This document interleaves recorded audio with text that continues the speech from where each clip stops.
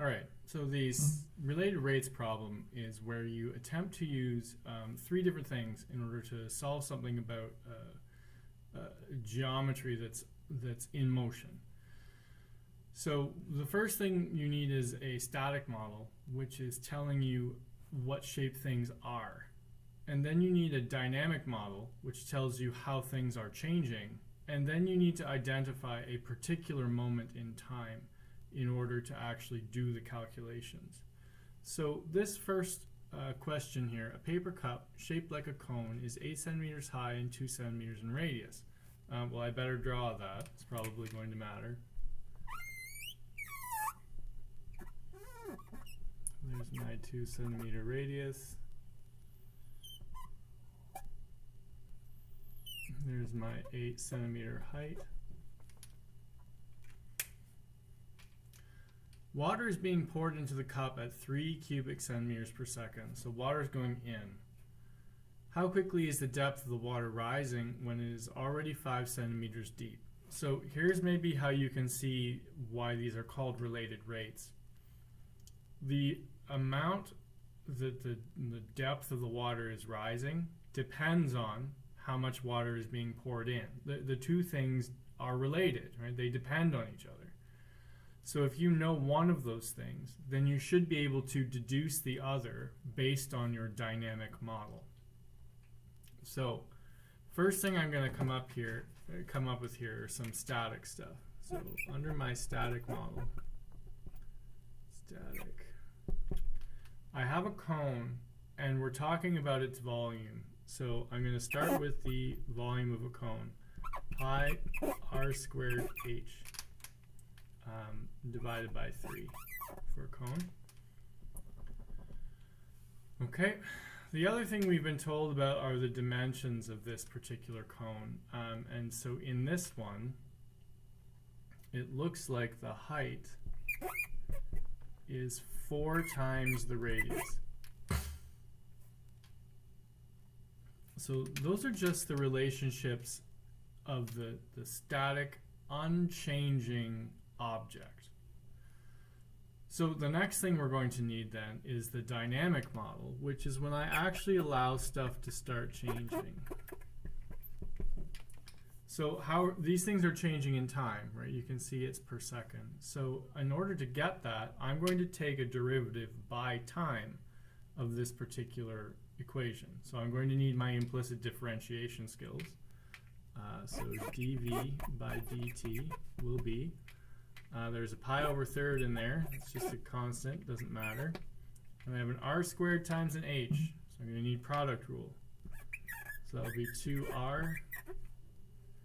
R is not t, so I need dr dt. Leave the h alone, plus leave the r squared alone. The derivative of h would be 1, but h is not t, so I need the correction factor dh dt. So in that dynamic model, you can see that the amount of water you're adding per second can affect two things. It can cause the radius to change, and it can cause the height to change. And if you think about water being poured into this cup, the space where the water is, the radius of that cone will increase as the cup fills, right? Because the water needs to fill a wider and wider space as we go. The height of the water in that cone is going to change as well as water gets poured in there. So those two terms showed up inside of my dynamic volume equation. This one over here is a little easier. dH by dt would end up being 4 dr dt. Okay, now if I go through and I look at the rest of the information I've been provided, water is being poured into the cup at 3 centimeters per second. Well, that thing there, that goes here. That's the change in volume over time. So I'm just going to note that dv dt equals 3. Positive because water is going in. How quickly is the depth of water rising when it is already 5 centimeters deep? So that's the third thing that happens in these related rates questions, is once you get a static model and a dynamic model, you have to identify a moment in time.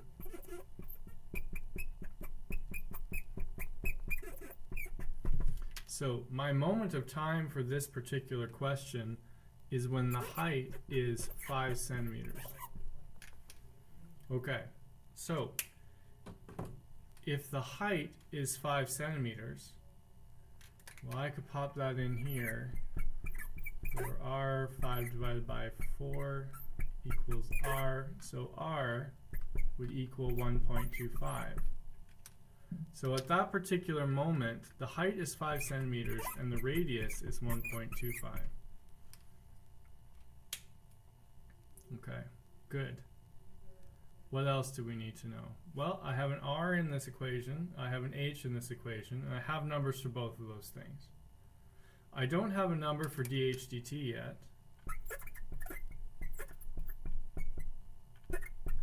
I don't have a number for dr dt yet.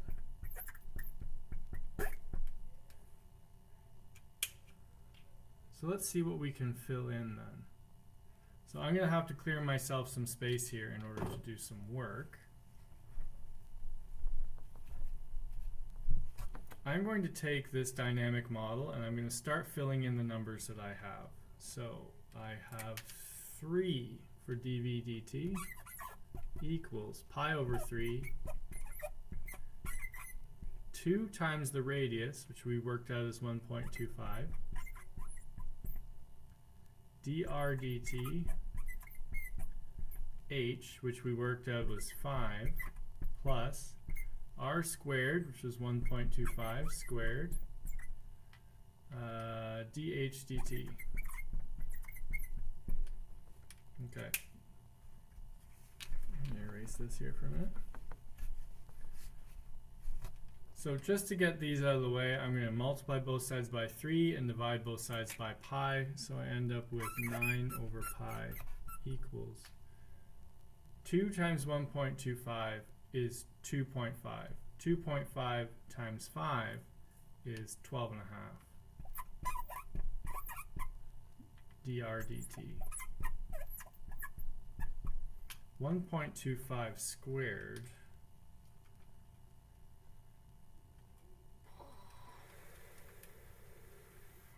gives me 1.5625 dh dt. Okay, so I have a dr dt and a dh dt, and I don't know the numbers for either of those things, but I do have this relationship. I have the fact that dh dt is 4 of those. So I'm just going to put that in. 9 over pi equals 12.5 dr dt plus 1.5625 times 4 dr dt's. 9 over pi equals 12.5 dr dt plus, and then that number times 4 gives me 6.25 dr dt's. Well, these are just the same variable, so I can gather like terms. So I will end up with 9 divided by pi equals 18.75 dr dt. Okay, so I just figured out that this thing then, if I divide both sides by 18.75, is 9 over 18.75 pi, which is approximately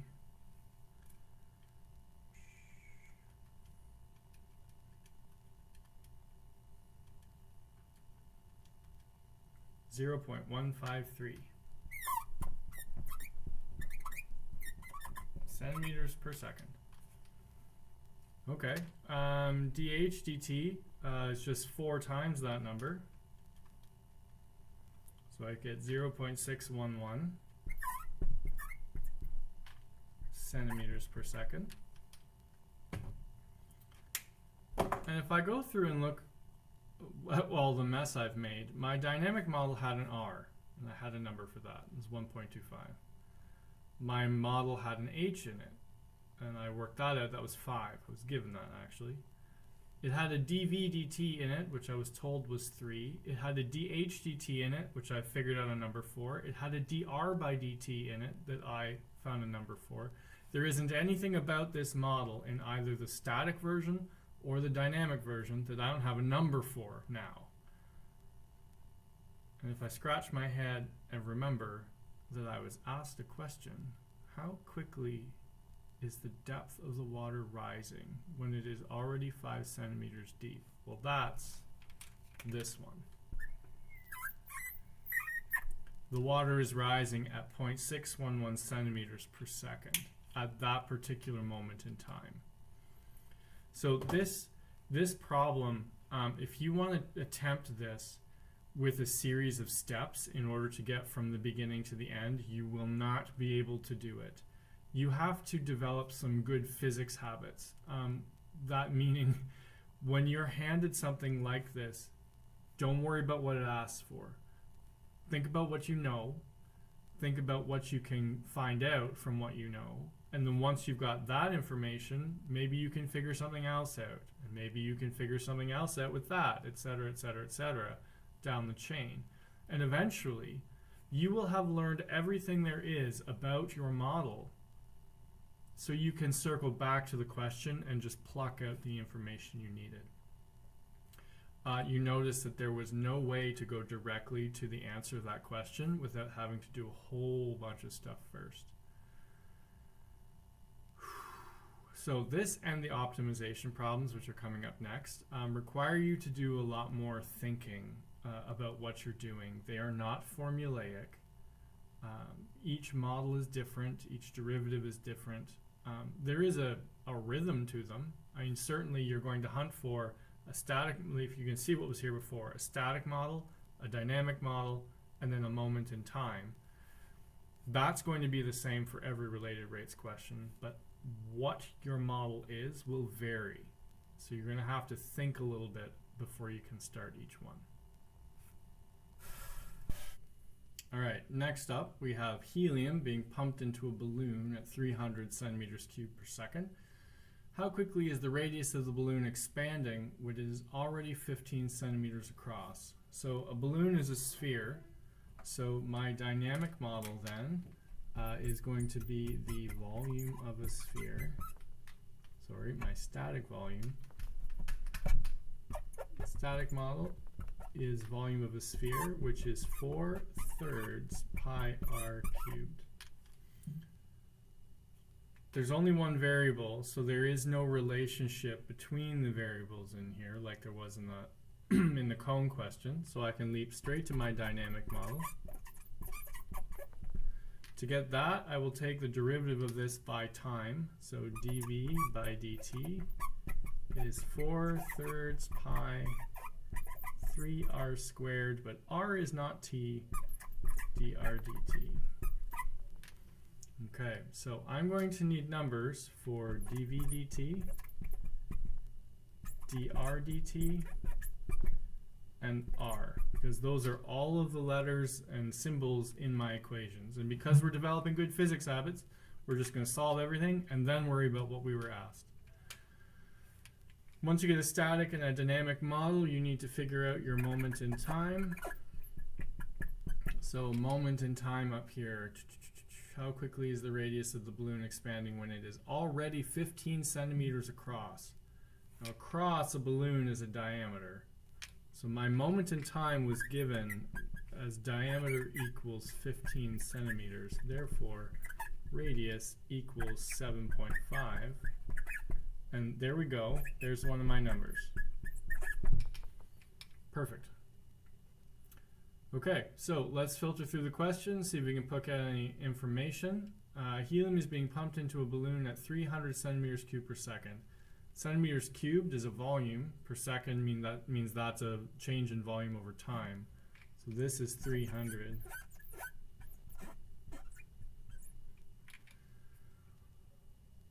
I don't have that, but I do have a model here I could fill into. So let's see.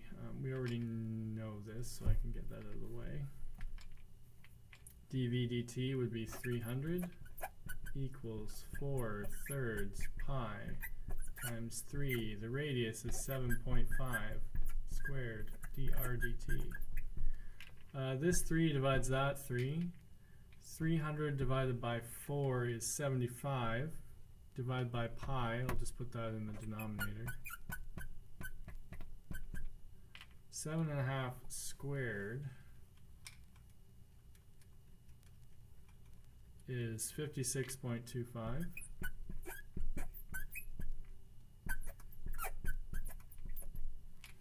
Okay, so I could get dr dt by dividing this thing by 56.25. So the change in radius over time is 75 over 56.25 pi, which is approximately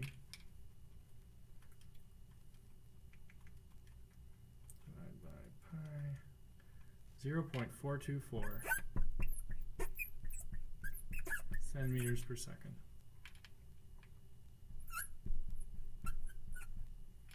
Okay, so between my static and my dynamic model, there were only 3 things, this, and this, and I have numbers for all 3 of them. So if I circle back to the question, how quickly is the radius of the balloon expanding when it is already that far across? Well, the expansion of a radius would be this one here. So the radius of that balloon is expanding by 0.424 centimeters per second. So again, using good physics habits and this idea that there's a static model, a dynamic model, and then a moment in time you have to hunt for, we were able to answer this problem indirectly by solving everything about those models. Okay, so you are traveling north at 30 meters per second. That's about 100 kilometers an hour. You can see a tree 300 meters west of the road and a speed limit sign 3 meters west of the road that are about to line up in your line of sight. Determine the change in angle between the road and your line of sight when you pass the speed limit sign, ... So we better draw this. We're headed north on the road this way at 30 meters per second. And there's a stop sign here. And there's a tree.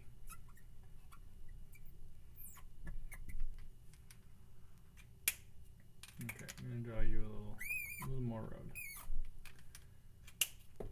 So the sign is 3 meters west of the road, and the tree is 300 meters west. So we're going to try and answer this question using the signpost first as the thing that you're looking at, and then we're going to do it again using the tree as the thing that you're looking at, and there's a sort of interesting result that happens. So it's talking about the angle between my line of sight and the road. So we're going to start down here somewhere. Doesn't really matter where. And my line of sight is going to be pointed at the sign, or it's pointed at the tree. Okay, so this distance here, my distance away from the signpost, I'm going to call that x. And so the angle between my line of sight and the road, well, that's here in this little area there. So if I use the sign stuff first, I can get my static model. It would be, using this angle, the opposite over the adjacent, that's tan.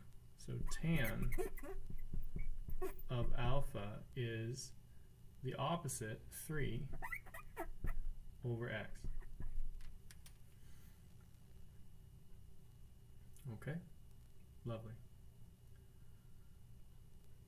So I'm going to have to do some derivatives here in order to get my dynamic model. So I'm going to pull a few tricks. First thing I'm going to do is I'm going to write this as sine over cos. And then I'm going to multiply both sides by cosine. And then I'm going to multiply both sides by x. And what that's accomplished is it's gotten everything out of the denominator, so that I don't have to worry about that anymore. So to do my dynamic model, I have a product rule on this side, so derivative of x would be 1. Leave the sign alone. Oh, wait. Slow down, Jared. The derivative of x would be 1, but x is not t, so I need dx dt here. Sine alpha. Plus, leave the x alone. Take the derivative of sine, which is cos. But alpha is not t, so I need a d alpha dt. That's where I took my derivative there. On this side, the derivative of a cosine is a negative sine.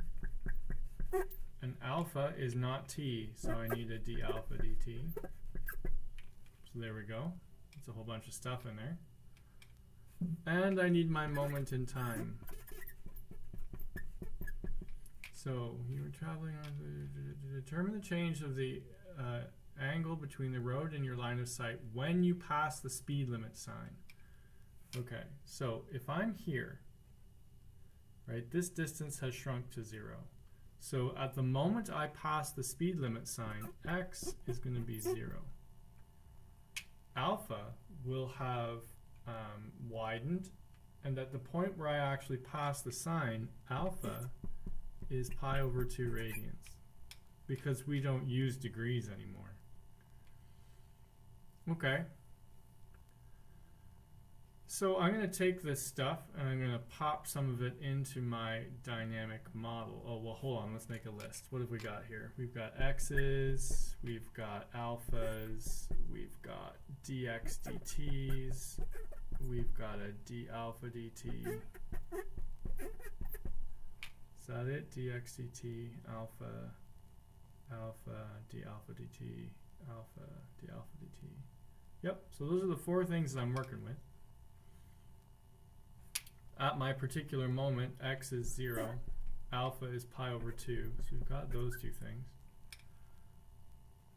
I'm headed this way at 30 meters per second. Well, that's how this x is changing, so I know that one. The only thing I don't have is the change in the angle, which won't surprise you, happens to be the thing that they're asking about.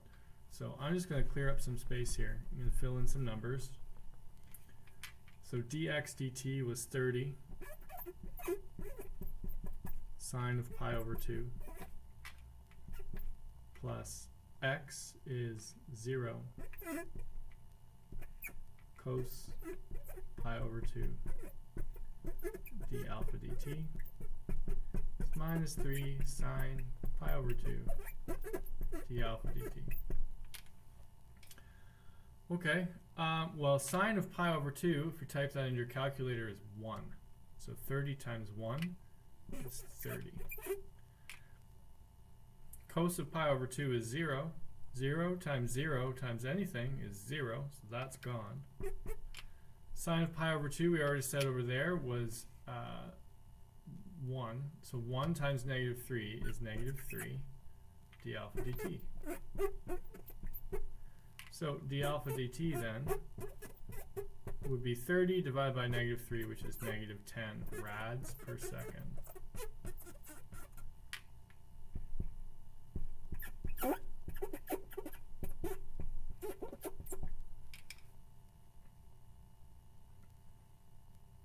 Okay, lovely. So I'm going to take this same model and I'm going to use the trees number instead. So if I use the trees distance, I would end up with tan alpha is opposite, would be 300 over x, which would mean this would look like x sine alpha equals 300 cos alpha if I split it all up. And so the only thing that's changed there is that I've added 300 here. So this number becomes 300. This number becomes 300. This number becomes 300. And this number down here, let's get this off my face. This number down here, 30 divided by negative 300 is negative 0.1. Okay, so the sign is changing at negative 10 rads per second. I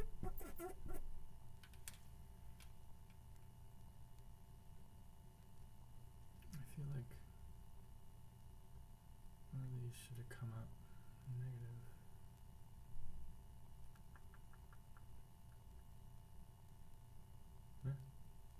Is what it is.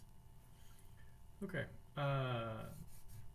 The tree is at negative 0.1 rads per second.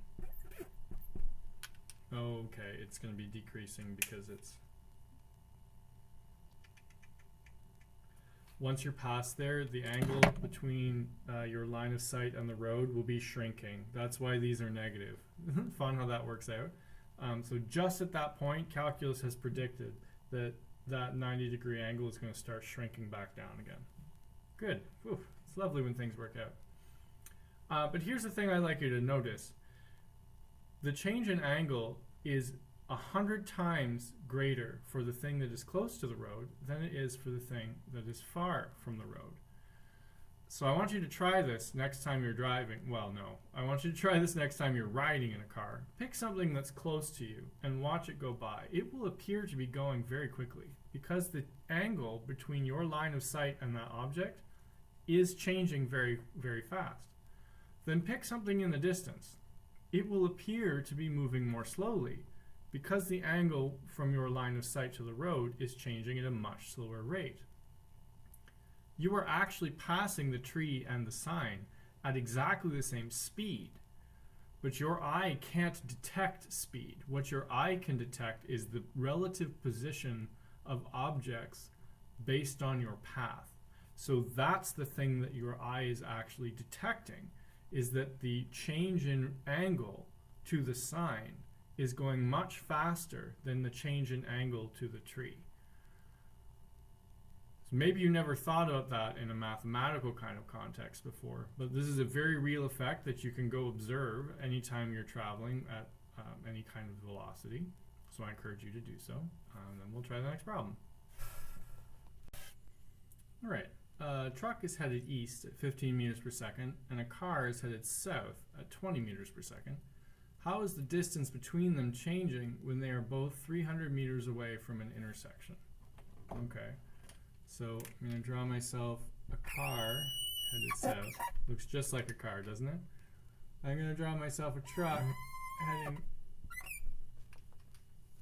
I guess that's west. Look how easy we can fix that. So this here, that looks a lot like a Y. And this looks a lot like an X. And it looks like this vehicle is moving this way at 15 meters per second. No, it's not. At 20 meters per second. And this one is going at 15 meters per second. But you notice that that can't be X, because that's a meters per second. And X is a position, not a change. So this thing must be the change in X over time. This thing too, this can't be a Y value because it's not a position, it's a speed. So that must be the change in Y over time. And what's even more interesting about that is if I'm going that way, do you notice that I'm going in the negative direction on the x-axis? That makes this negative 15 meters per second. And you notice this one is headed down on the y-axis. That makes this negative 20 meters per second. Good. How is the distance between them changing when they are both 300 meters away from an intersection? Well, there's my position. So I'm 300 meters here, and I'm 300 meters there. So what is this actually asking for? Well, it wants to know how this distance is changing, right? As they come towards the intersection, the distance between my fingertips is shrinking. So I should end up with a negative rate. I can sort of predict that happening, and it will help me fact check my answer when I'm done. It should be negative because this distance is shrinking. Okay. Do you see any shapes there? Well, that's a nice right angle triangle, and it's talking about the hypotenuse. So I'm going to need a static model that connects the hypotenuse with the lengths of the legs. And so that's Pythagorean Theorem. There's my static model. So my dynamic model then would be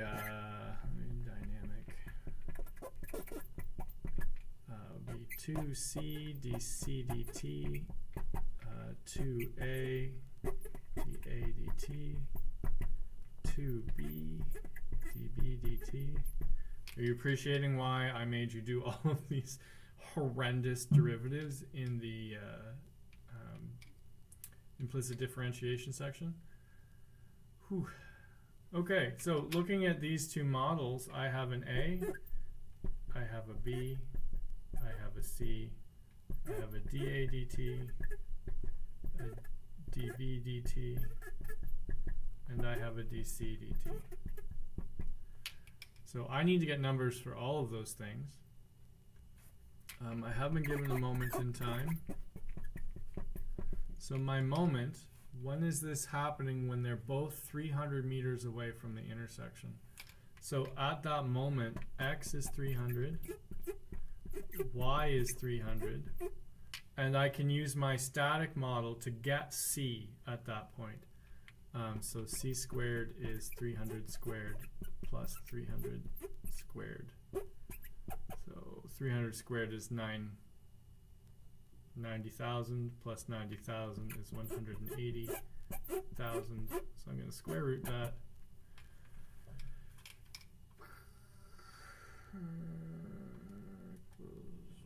To square root gives me 424.26 meters. Let's keep the millimeters just to be precise. Okay, so I have an A, 300. I have a B at 300. I have a C at 424.264. If you like, that can be A, this can be B, if that makes it easier to follow. So my dA dt would be negative 15. My dB dt is negative 20. And I don't know that yet. But I do have a model I can fill into. Let me clear some space. So 2 times 424.264 dC dt equals 2 times my A value times my dA dt, which is negative 15, plus 2 times my B value, which is 300, times dB dt, which is negative 20. So that number doubled gives me 848.528 dC dt, and 600 times 15 is 9,000, and 600 times 20 is 12,000. And negative 9,000 minus 12,000 would be negative 21,000. So my dC dt would be negative 21,000 divided by 848.524, which is approximately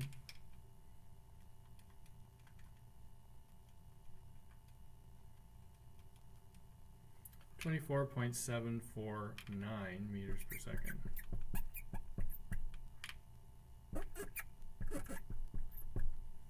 Okay, negative.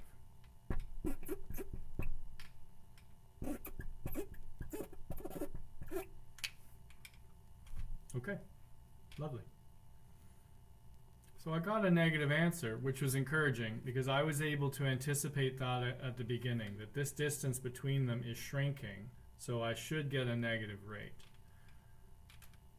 Now I did get a number that was at 25 meters per second. That's about 100 kilometers per hour. And do you notice that as these two things come together, if you happen to be in physics and you happen to be doing a collision problem, and that was in 2 dimensions, it would be pretty gross. But in this particular circumstance, I've got the speed that they slam into them this way, which I could probably rotate and turn into a 1-dimensional collision, and then it wouldn't be so bad. But that's another class, so we'll leave that for now. You can just stew on that. Okay, one more to go, and then I think we're ready for the practice problems. All right, so we're going to do one about parasailing, as if you needed a reason for parasailing to be a worse idea. Now we're going to do some math about it. So if you have never seen this particular exercise in operation, there is a boat, and that boat has a motor, and it's going that way. And then there's some fools up here in a kite hanging underneath of it, having fun. Look at how much fun they're having, dangling perilously over the water. And they happen to be attached to the boat like so, with a rope. Okay. So this particular parasail operator would like the passengers to remain 20 meters above the water. Okay, well, that's this. And I mean, that's a real problem with parasailing, right? You can't, if you go too fast, or you don't let the line out fast enough, then this person rises up too high and they end up directly over your boat, which not only would be a problem if they fell onto your boat, but also the lift from the kite starts to raise the back end, which is not helpful. If you have them too close to the water, then their little faces are going to start clipping along the wake, which is going to skin all of their features off. We don't want that either. So 20 meters would be just great. She would also like them to drift away from the boat at 5 meters per second. Okay, so they're going to be going this way at 5 meters per second. Presumably they're just starting their ride and they're trying to give them some space from the boat. Okay, at what rate should she be letting out line when the sail is 50 meters behind? Okay, so 50 meters behind the boat. And there's the line. I'm trying to let that out. See any shapes there? So that's another right angle triangle. So we can set this up with Pythagorean Theorem. So my static model would be c squared is a squared plus b squared.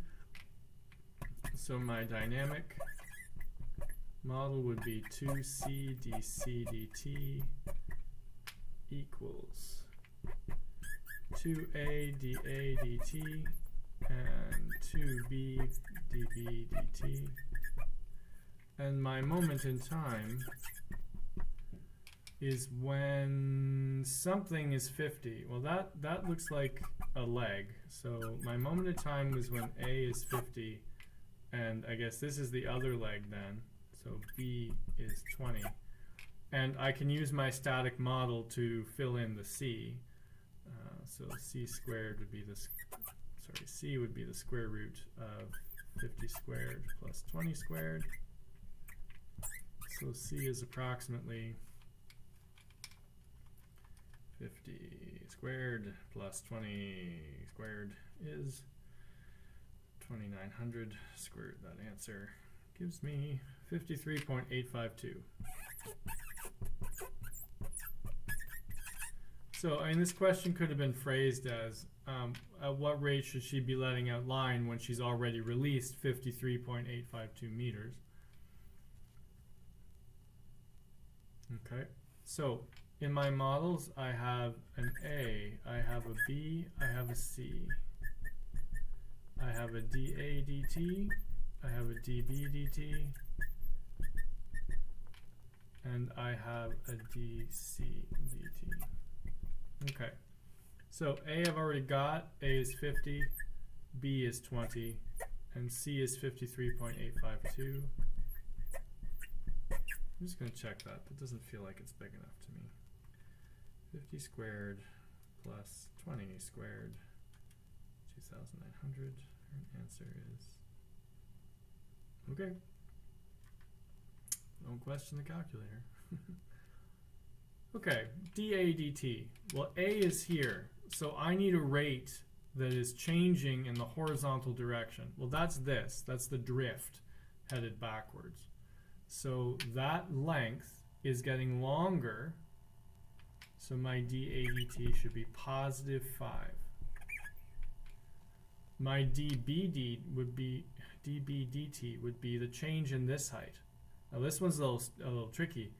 I don't want that to be changing. I want them to stay at exactly the same height. I don't want them to rise. I don't want them to fall. So this change then should be 0. I don't want that to drift up or down. I don't have dc dt, so I'm going to have to plunk these numbers in here and calculate it. If I get that out of the way. 2. My C value was 53.852. dc dt is twice my A. My change in A plus twice my B times my change in B. So 2 times 53.852 times 2 gives me 107.704 dc dt. And 2 times 50 is 100. 100 times 5 is 500. And 2 times 20 times 0 is 0. So I end up with this. So my dc dt will be 500 over 107.704, which is approximately